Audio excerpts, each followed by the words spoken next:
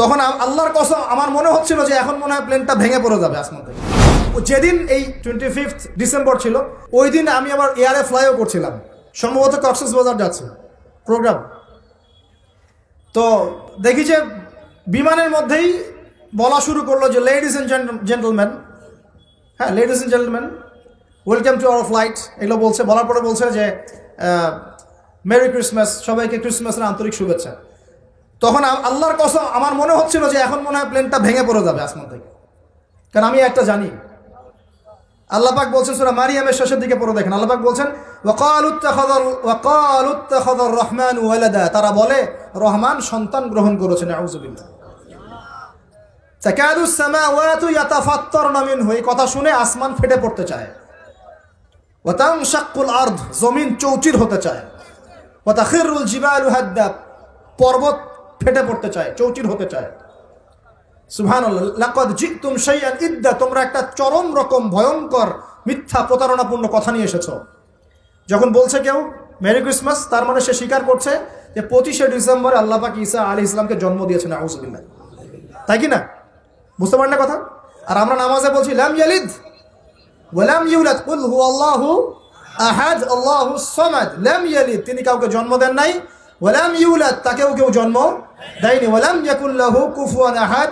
একবার এই সূরা পড়লে কোরআনের 3 ভাগের 1 ভাগ পড়ার নেকি হয়ে যায়। 3 বার পড়লে 1 খতম কোরআনের নেকি হয়ে যায়। এমনি এমনি হয় না, কারণ কোরআনের 3 ভাগের 1 ভাগ হচ্ছে আল্লাহর তাওহীদ। কোরআনের 3 ভাগের 1 ভাগ কি? আল্লাহর তাওহীদ। এই যে 3 ভাগের 1 ভাগ। আর 1 ভাগ হচ্ছে হুকুম আহকাম, কি করবে কি করবে না। আর 1 ভাগ হচ্ছে হিস্ট্রি, ইতিহাস, কি হয়েছে এই পর্যন্ত বিশ্বে। কোরআন 3 ভাগে ভাগ করতে পারবেন আপনি। প্রিয় ভাইরা, এটা শিরক কিনা? এবং কোটি কোটি মানুষ কি এই শিরকে বিশ্বাস করে কিনা? এখন ওই সমাজে গিয়ে যদি আপনি বলেন সামাজিকতার খাতিরে মেনে নিচ্ছি যে এটা শিরক, তারপরে আমি আপোষ করলাম, চলবে? এখন কিছু মানুষ সামাজিকতার দোহাই দেয়। সামাজিকতা কোন সমাজে? যে সমাজ আমাকে শিরক শেখাবে ওই সমাজ, যে সমাজ আমাকে হারাম খাওয়া শেখায় সেই সমাজ, যে সমাজে মানুষ বেদাতি আমল করে সেই সমাজ। কোন সমাজের পূজা করবেন? কোন সমাজের ইত্তেবা করবেন? যেই সমাজ নবী সাল্লাল্লাহু আলাইহি ওয়াসাল্লামের আদলে গড়া সমাজ, সেই সমাজের আমরা তাবেদারি করবো ইনশাআল্লাহ। আর যেই সমাজ জাহেলিয়াতের আদলে গড়া, সেই সমাজের তাবেদারি করতে হবে। আল্লাহ পাক বোঝার তৌফিক দান করুন। তো এই যে কিছু মানুষ এখানে শিরক করছে, তারপর কিছু মানুষ কি বলছে যে গ্রহ নক্ষত্র চন্দ্র সূর্যের উপাসনা করা যায়, করছে না মানুষ? কিছু মানুষ কবর পূজা করছে কিনা? করছে কিনা? কিছু মানুষ মাজারের পূজা করছে কিনা? কিছু মানুষ মৃত ব্যক্তির কাছে এই নজর মানত করে কিনা? কিছু মানুষ মৃত ব্যক্তির কাছে এই যে কুরবানি জবাই করে কিনা? কিছু মানুষ এই যে জাদুবিদ্যার চর্চা করছে কিনা?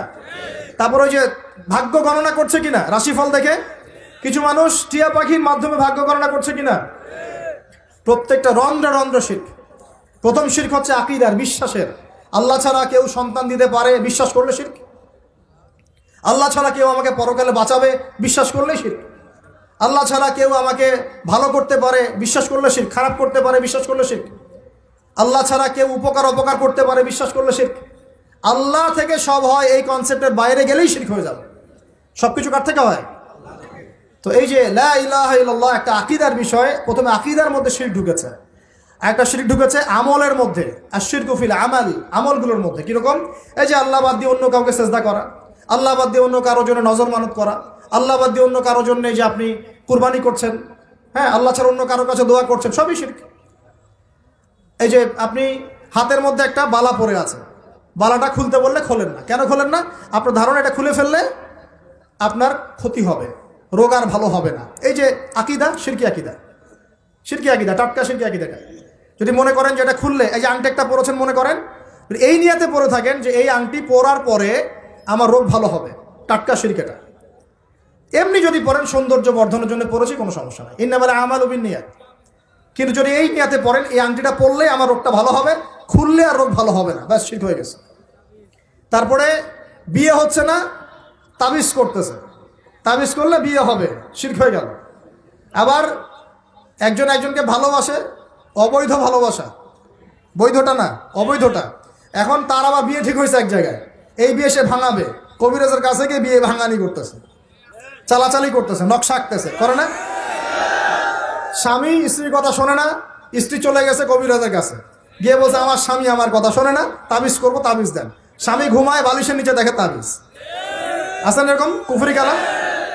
সবই